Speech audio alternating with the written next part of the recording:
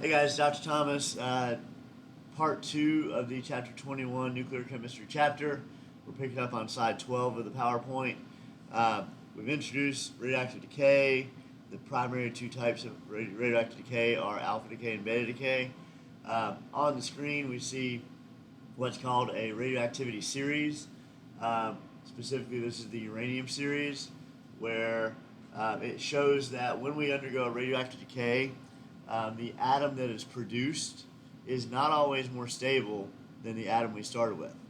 Okay, so all that we know is the atom we started with was unstable. So in the beginning of this series, we have uranium 238 at the top. That is an unstable radioactive isotope, which we know because all the elements above number 83 are radioactive. So when we look at that one, uranium undergoes an alpha decay, which means if I look at the y-axis, that's the mass number. It's going to drop by 4 from uranium 238 to 234. And then it's also going to lose 2 protons. So on the x-axis, we see it goes from 92 down to 90. So that turns uranium 238 into thorium 234. I could write out a reaction for that step if I wanted to. It's just a normal alpha decay process.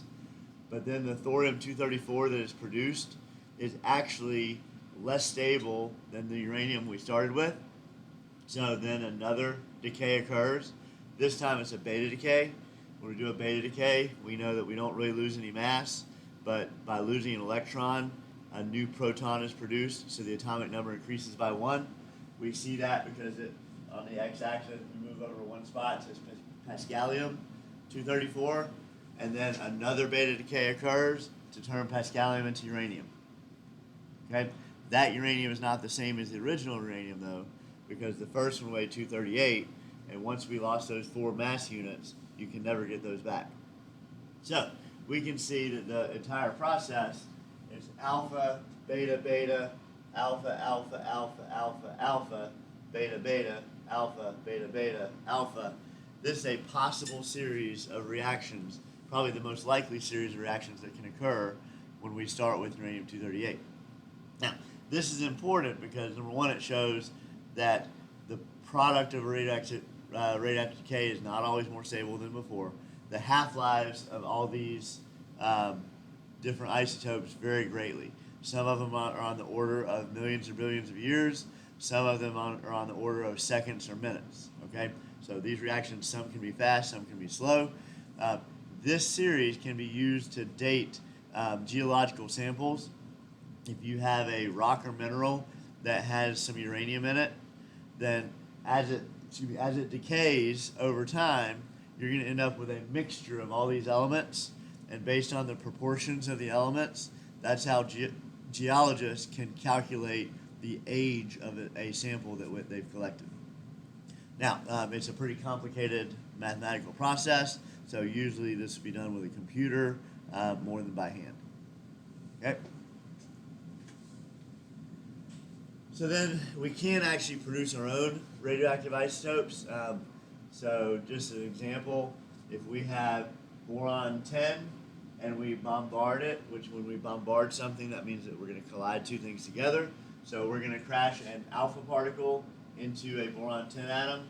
What happens, and this is essentially an example of nuclear fusion, which we're going to talk about a little bit later, but these two atoms are going to fuse together to make a larger atom, nitrogen-13, which is an unstable isotope.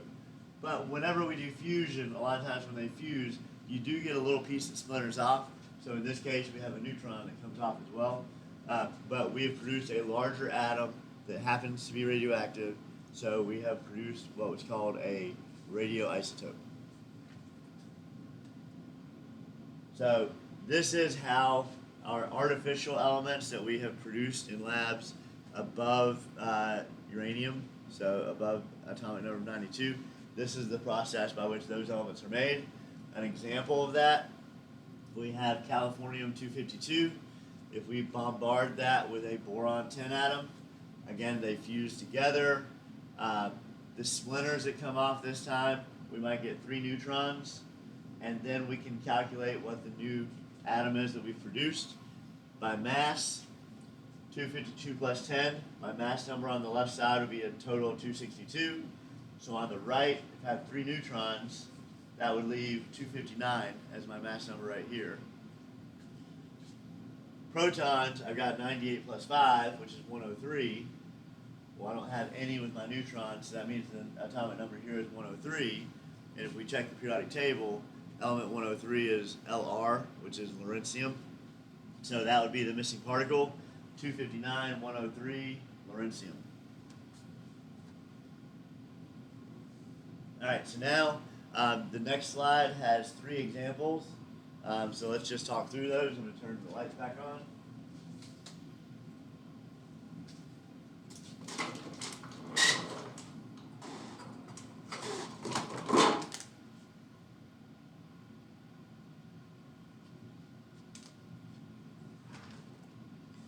All right, so first example says polonium-208 is an alpha emitter. Write the equation for the alpha decay of polonium-208. So I just write PO208. I have to look at the periodic table to get the atomic number of polonium, which is 84. If it's just an alpha decay, that means that I start with the atom. I know that I'm going to produce an alpha particle. And then I have to figure out what the other particle is. Okay, so there's a missing particle that I need to identify. The mass number, I have 208, I lost 4, so that leaves 204 for my new particle. And then charge, I had 84, I lost 2, so it's going to be 82. And then element 82 on the periodic table is lead. So there's my alpha decay reaction for polonium-208. All right, next one, I want to do the beta decay for chromium-55. Chromium-55, I look at the periodic table, chromium is number 24. It undergoes beta decay. Now, the order I write my products doesn't matter, so I may decide to put the beta particle on the right, and then my missing particle is on the left. It doesn't matter which order you put them. Okay, so my missing particle, the mass, over there I have 55. So over here I still have to have 55 as well, 0 plus 55. Atomic number, 24 over there. I have a -1 here, so this has to be a 25. 25 minus 1 gives me the 24 I started with. And element number 25 is manganese. Okay, and that is it for that one.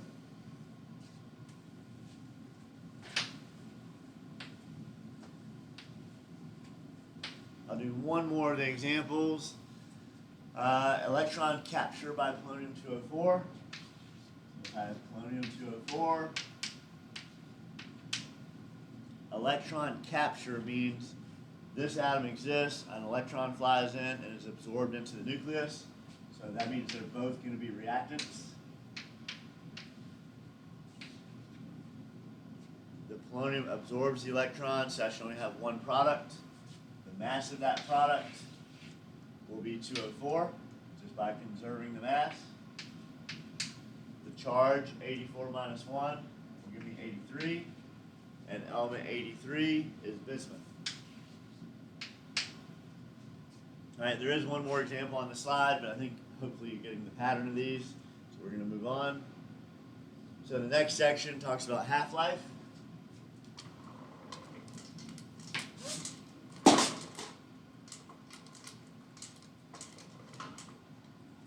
All right, the screen's not working. I'm going to go to the next video.